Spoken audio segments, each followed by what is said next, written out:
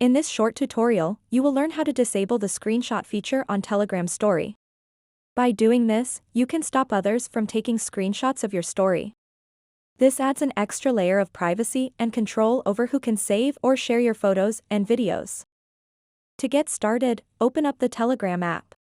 Then, for the purpose of this video, let's post a story on Telegram.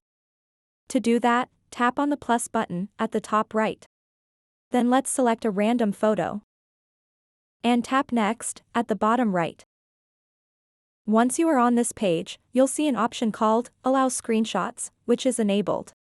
If this is enabled, people can screenshot your Telegram story.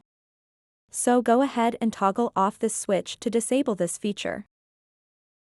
Now others will not be able to take screenshots of your story. So that wraps up this tutorial.